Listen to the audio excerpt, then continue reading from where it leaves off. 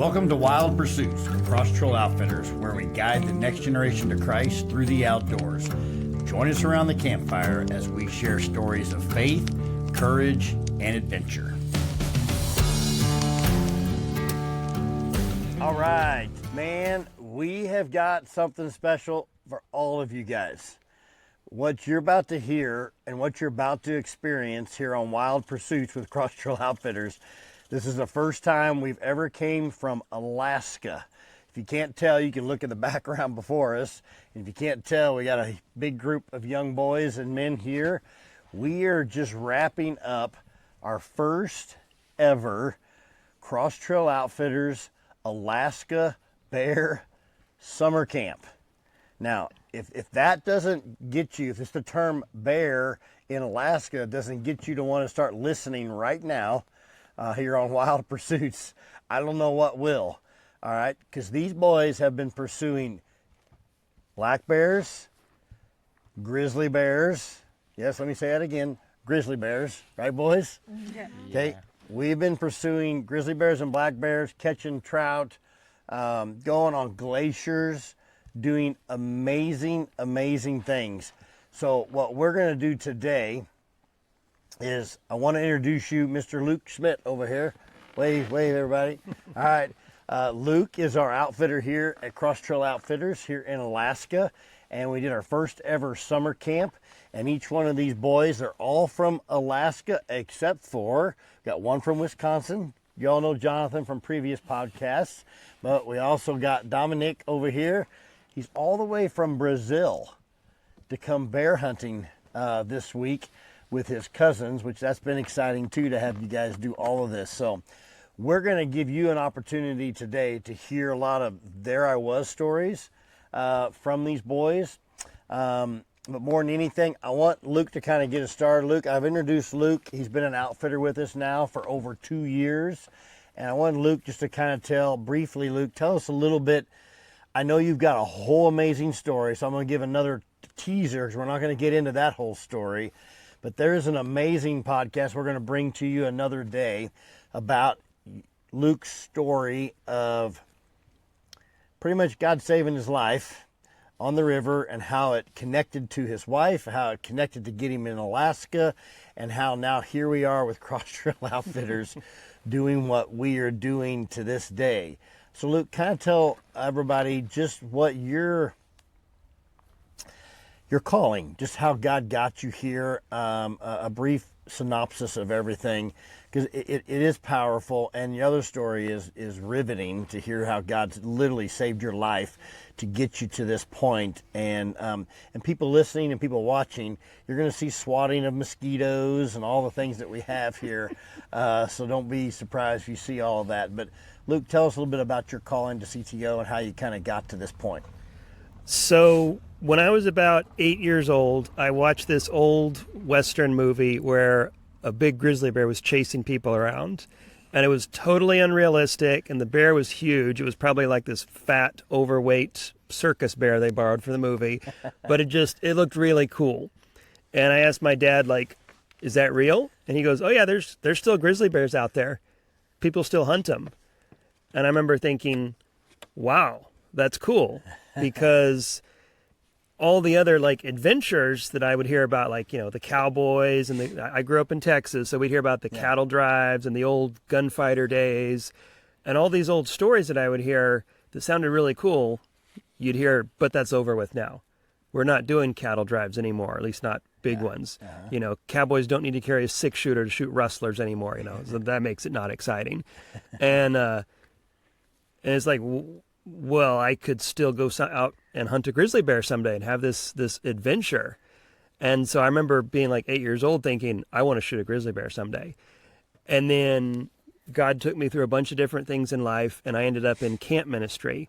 And I felt like the coolest thing in the world was doing camp ministry and, working with little boys and seeing them come to Christ or ask questions and grow in their faith.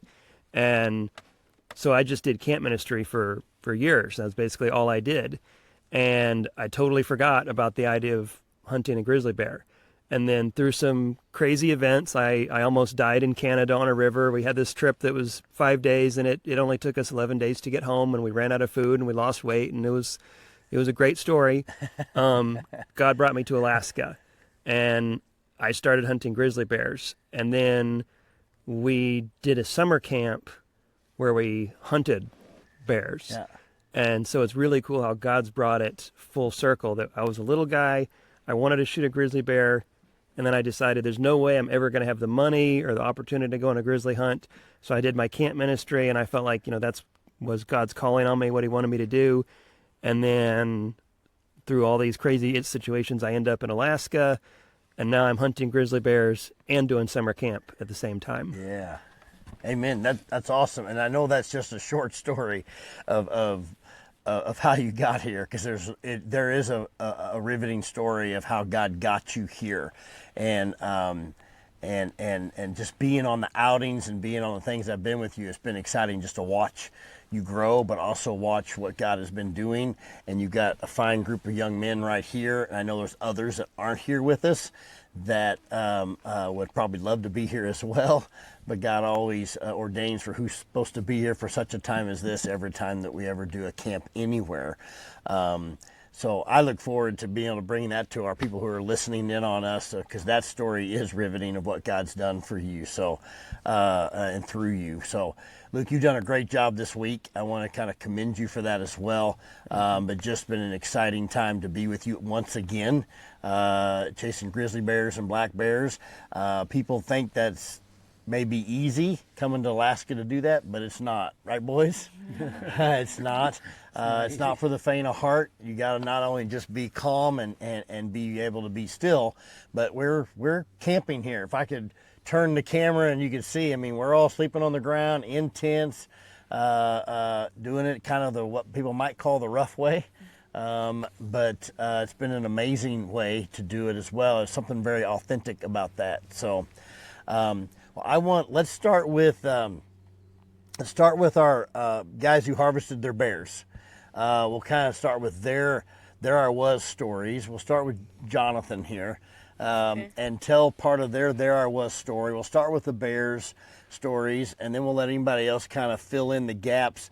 But we also then obviously want to go into some kind of campfire stories and some cool things that we've been able to do. So tell everybody, Jonathan, about your bear hunt and your first bear. Yeah. Not just Alaska bear, just your first bear, period. So tell everybody. Don't forget the grizzly. Yeah. Should I start there then?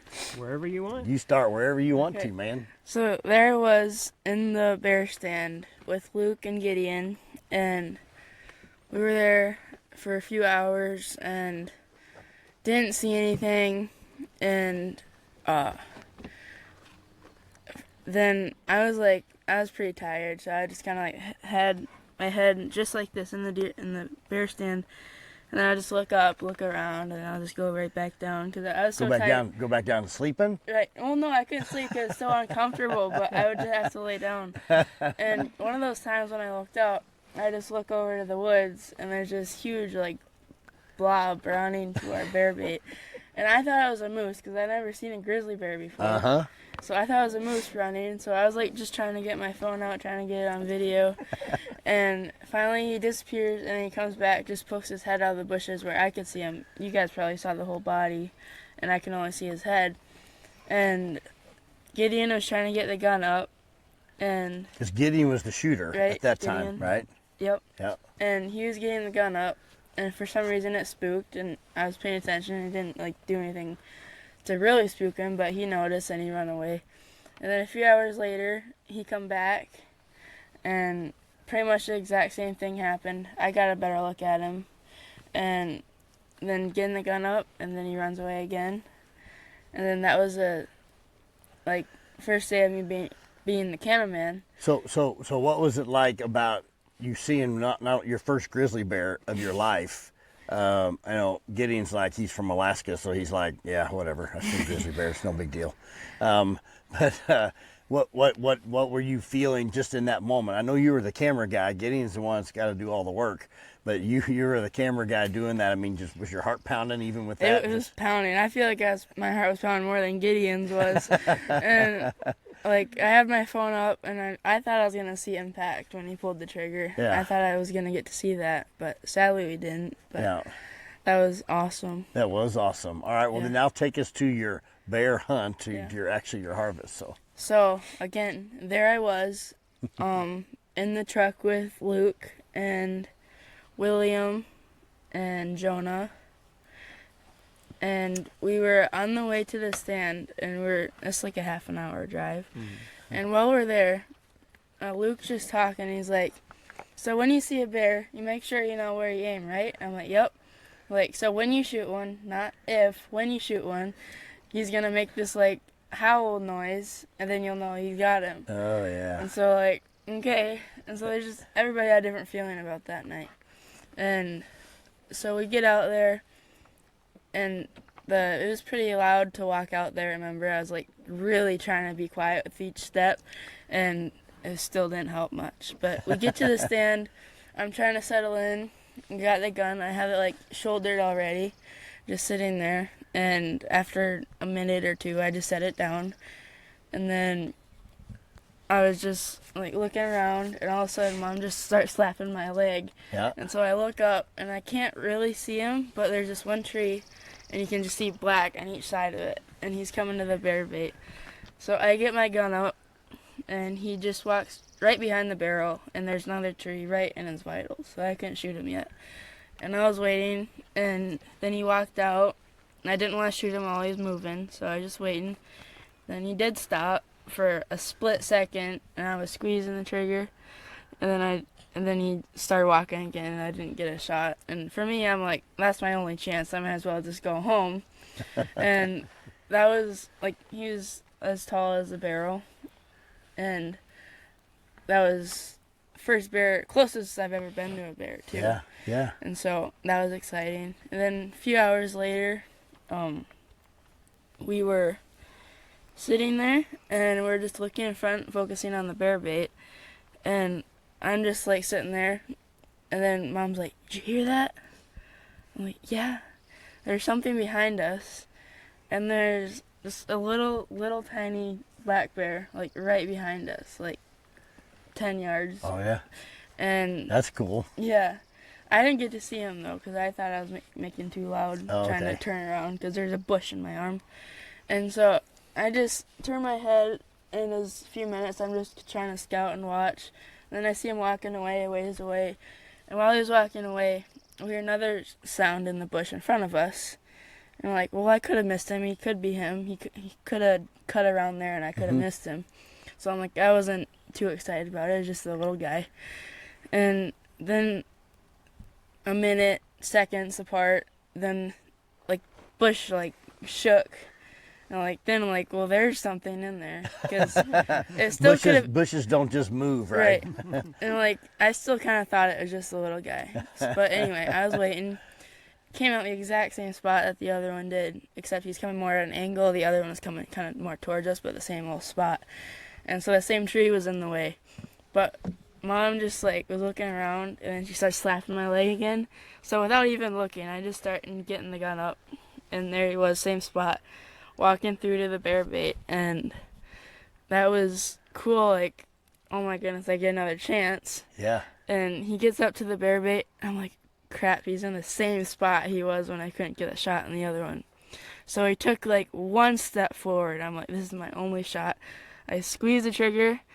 The gun goes off. All I see is red and smoke, and there he goes running, and then he goes down the side of the big hill, and you can hear like the waterfalls in the background and everything, and then you hear him like make 3 really aggressive like howls, Moans. Those death moans. yeah, and then like I can't believe I just got an Alaskan black bear. Yeah. So, like, we're in there high-fiving and stuff, trying to get a hold of Luke, because he shot just, like, minutes before.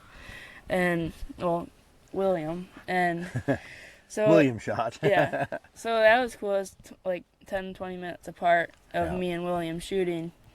And then we get down there, get some pictures. Like, it took a little while to find him because we were going down the mountain. I went too far, and then I look up to my left, and there's a big black pile of bear right there.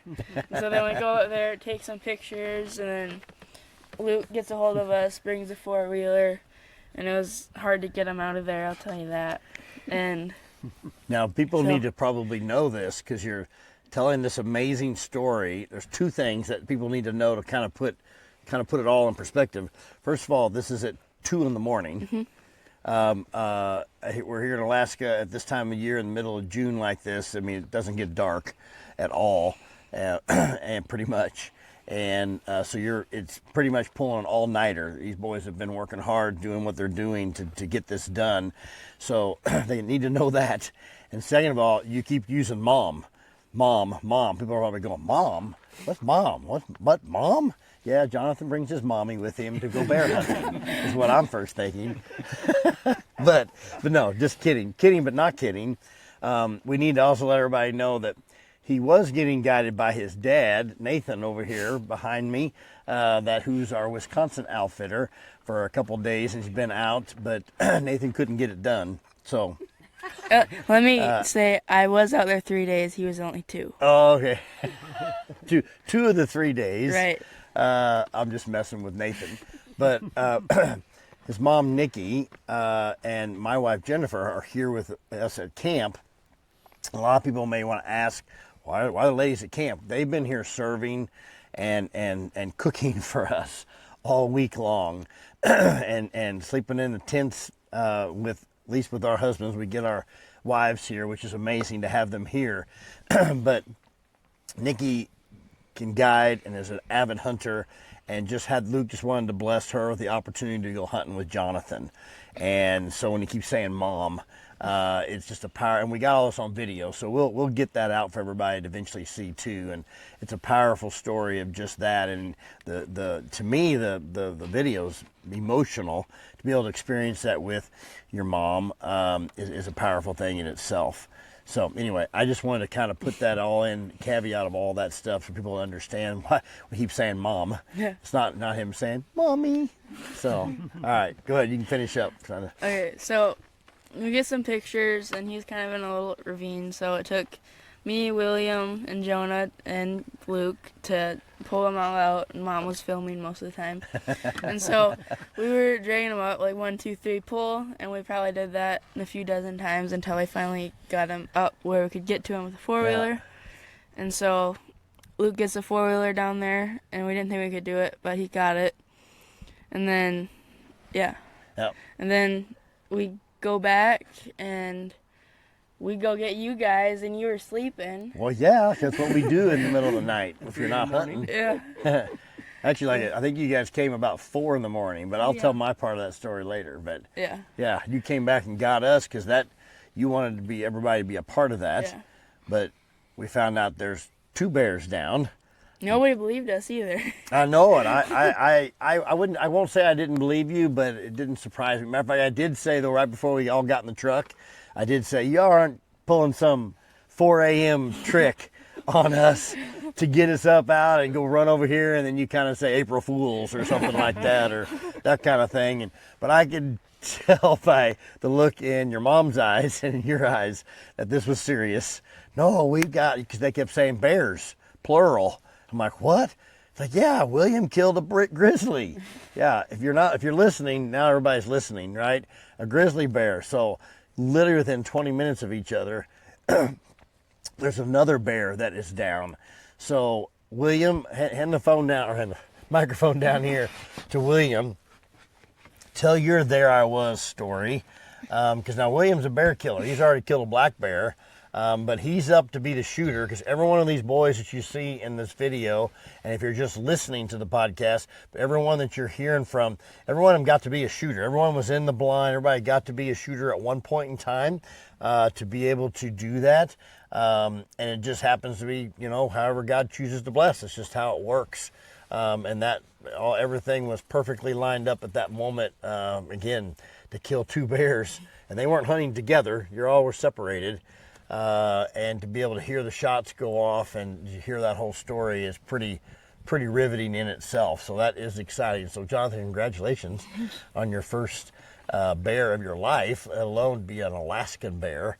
That's even extra special when it comes to that.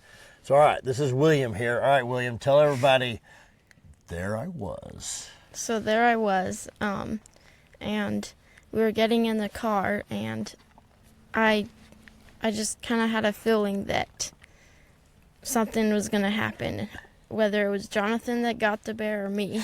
I didn't really care if I got a bear or not, because I had already got a black bear 2 years before. Oh, yeah, you just had to mention that, didn't you? I'm teasing you. You're good. So we were driving in the car, and we got there, and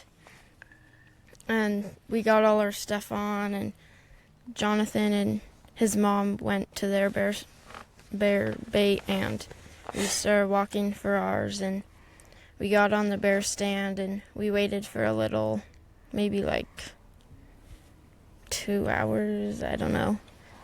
And this black bear,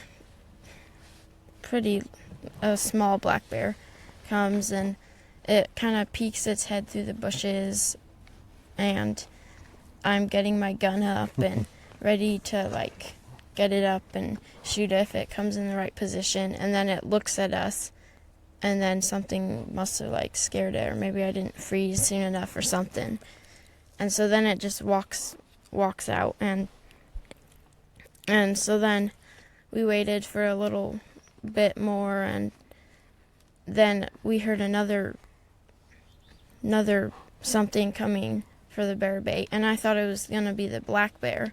I thought he had waited a little bit and then he was coming back. Coming back, yeah. So I'm like, okay, well, I guess I can get the black bear. And then this grizzly walks out, and I'm like, oh, okay, I'll get the grizzly then. Would you call that a game changer for you? Mm-hmm. And so then the grizzly comes, kind of looks around but doesn't notice us. And so I have my gun up, and it's not quite in the right position to shoot it, but then it takes a step, and then it gets in the right position, and Luke tells me I can shoot it. So then I put the cross arrows on its where you need it to be. Yeah, where I need it to be. And I slowly pull the trigger, and then boom, and then the bear jumps up and makes a moan or whatever. Really? And then starts running pretty fast towards, I thought it was running towards Jonah's stand. Who was sleeping. and then I thought it was going to get away or get Jonah or something. Okay, no, wait a minute. I'm sorry, but you like to say to Jonah's stand, because Jonah was with you, but it's in a stand close by, because we always do 2 kids with 1 guide when it comes to that, unless it's a father-son or mom-son type situation, which is very, very rare. So Jonah's sitting a few feet away from you guys in a stand watching, supposed to be watching for bears, which I'm anxious to hear his perspective when the gun went off, what happened. But anyway, go ahead. And so Jonah was sleeping. I don't know if he was awake and watching it or not. Were you awake, Jonah? No. No? Were you awake after the shot? Kind of. Kind of? Oh. Okay. I went the 3. So he's not really awake. And so the bear's running, and then Luke and I guess thought that it was going to get away or something. So Luke puts 2 more shots in it. And then to be safe, yeah. Yeah, and it kind of, it's like not very far away from the bear bait or the stands. Mm-hmm. Yeah. And then we hear this one little pathetic moan from it. and then like we don't hear anything more. And we just wait for a little while. And then Luke gets down to check on it, and then it's dead. And so he kind of drags it a little bit more where we can see it. Uh-huh. And so then we get down and we position it and we take pictures, because there's that 8-foot grizzly that Jonathan was talking about out there. Yeah, there is a big So boy out there. we took pictures before we left in case a grizzly came and took a bite out of it or something. So then we were walking back, And we tell Jonathan that we got one? Yeah, he did. We did, okay. And so then we're walking back, and then we hear a gunshot, and we're like, oh, maybe that's Jonathan. And so then Luke checks his phone to see if they emailed anything, and they hadn't. So we kept walking. And did they eventually email us? And Yeah, they eventually texted and said they had a bear. yeah, so then we went over there, and it was pretty hard to drag their bear up to the four-wheeler, but we did that, and then we got their bear to I don't know what you would say, but it was kind of a gravelly area, Yeah.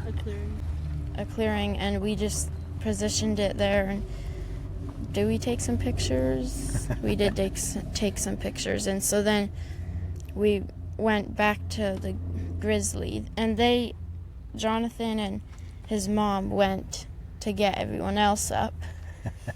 And so then we went with the four-wheeler to get the grizzly, and since Luke had injured something in his back on the four-wheeler, it took a little bit to get the grizzly onto the To make it all happen. yeah.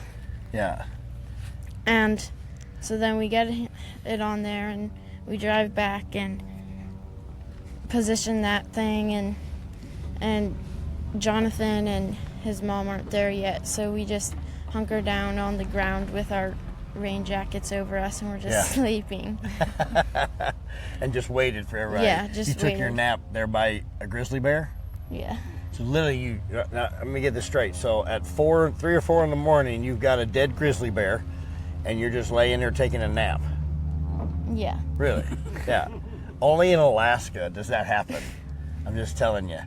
Only in Alaska, and only true Alaskans. And for those, Luke, you might need to explain a little bit, because some people may be listening going, wait a minute, kids and grizzly bears? I mean, to the outside world, or to the lower 48, that can sound a little crazy, right? A little intimidating. And of course, we take every measure to make things as safe as possible. Luke does a great job with what he does with all that, and CTO always, we take painstaking steps to make sure the kids are safe and what we do with the gun safety, but also we're talking about grizzly bears here. Anytime there's hunting and you're in the wild, anything can happen, right? But what I think is amazing about these Alaskan boys is just like that. Yep, I'm tired, I'm gonna lay down, I'm gonna take a nap, and yeah, I know I've got a grizzly bear I just harvested, but I'm just gonna lay down here anyway and take a nap. So you guys are like a breed of your own when it comes to that. Thank you for listening to Wild Pursuits with Cross Trail Outfitters. CTO is a hunting and fishing club with the mission of guiding the next generation to Christ through the outdoors. If you'd like to support us or are interested in getting involved, visit us on our website at teamcto.org. Links are in the description. Make sure to like and share our podcast. Join us next time around the campfire with Wild Pursuits.